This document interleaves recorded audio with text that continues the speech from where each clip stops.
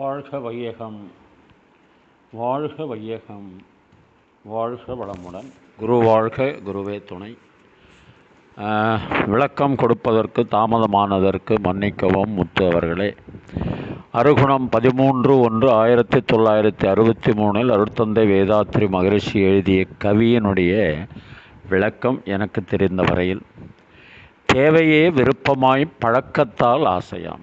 இயற்கை தேவைகள் என்று அனைவரும் அறிவோம். பசி, தாகம். இந்த தேவைகளை விருப்பப்பட்டு நாம் செய்கிறோம். அப்போது அதை பழக்கமாக்கிவிட்டோம் என்று சொன்னால் ஆசையாக மாறிவிடும். தேவை முடித்திட தடையானால் சினமாகும். நம்முடைய தேவையை பூர்த்தி செய்யும் போது யாராவது ஒரு நபரோ அல்லது பொருட்களோ தடையாக ஏற்படும் போது ஒரு உணர்ச்சி வயப்பட்ட நிலை வரும் பாருங்க, அது சினமாகும். தேவை பொருள் தனக்கென காக்க கடும் பற்றாம்.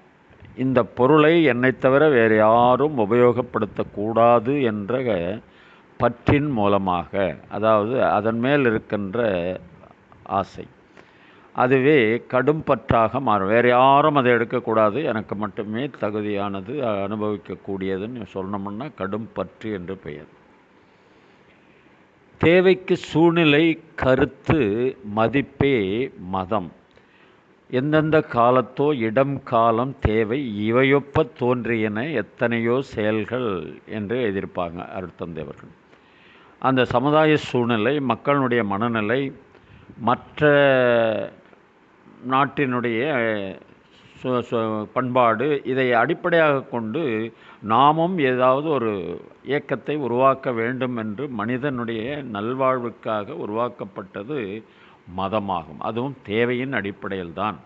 ஏனென்றால் நான் இந்த மதத்தின் அடிப்படையில் நான் வாழ்ந்து கொண்டிருக்கிறேன் என்று மற்றவர்களுக்கு தெரிவிப்பதற்காக அந்த சூழ்நிலைக்கு ஏற்ற மாதிரி ஒரு சிலர் என்ன செய்வாங்க அப்படின்னா, இந்த மதத்தை விட இந்த மதத்தில் இந்த இது இருக்குது, அந்த இது இருக்குன்னு ஆசை காட்டி அழைத்து கொண்டு மதம் மாற்றம் செய்வார் பாருங்கள்.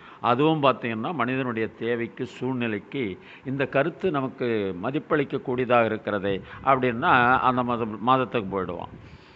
அதுபோல் தேவைக்கு சூழ்நிலை, கருத்து, மதிப்பே மதம். நான் நினைக்கிறேன் இது நல்லா இருக்கும்னு, அந்த மதிப்பு தான் மதம். தேவையால் எழும் சினம் இருப்பில் வைத்தால் வஞ்சம். அதாவது அந்த சினம் எடுபடாத இடத்தில், நான் வரும்போது என்னுடைய ஆசை நிறைவேறாத போது தடை ஏற்படுத்திய நபர் மீதும் பொருள் மீதும் ஏற்படுகின்ற ஒரு சினம் ஈடேறவில்லைன்னு வச்சுங்க. அடடா, இவனை நம்மால் இப்போ ஒன்றும் பண்ண முடியலையேன்னு நினச்சோம்னா அந்த சினம்தான் எல்லை கட்டிய சினம் என்றும் வஞ்சம் என்றும் பெயராகிறது. தேவையால் அருகுணம் தோன்றிடும். அதாவது தேவையின் அடிப்படையில் அது அளவோடு இருந்ததுன்னா ஒரு பிரச்சனையும் இல்லை. அளவு முறை மீறும் போது, மாறும்போது, முரணாக பயன்படுத்தும் போது உருவாகின்ற குணங்கள் தான் காமம், குரோதம், லோபம், மோகம், மதம், மாச்சரியம், அருகுணங்கள், பேராசை, சினம், கடும் பற்று, முறையற்ற பால் கவர்ச்சி, உயர்வு தாழ்வு மனப்பான்மை, வஞ்சம். தேவையால் அருகுணம் தோன்றிடும், மிகுந்திடும். தேவையும் பொருட்களும் அறிவும் சமம் கொள்வோம். எல்லாவற்றையும் சமநிலைக்கு, அதாவது இன்பம் துன்பம் ரெண்டு இருக்கும், அதில் நடுவில் அமைதின்னு ஒன்று இருக்கும். அந்த நிலையை கொள்வோம் தவத்தின் மூலமாக. அதை கொண்டு வருவது வேதாத்ரி மகரிஷியுடைய மனவளக்கலை. வாழ்க வளமுடன். என்னுடைய கருத்தை உங்களிடம் பகிர்ந்து கொண்டிருக்கிறேன். வாழ்க வளமுடன். நீங்களும் உங்கள் அன்பு குடும்பமும் வாழ்க வளமுடன்.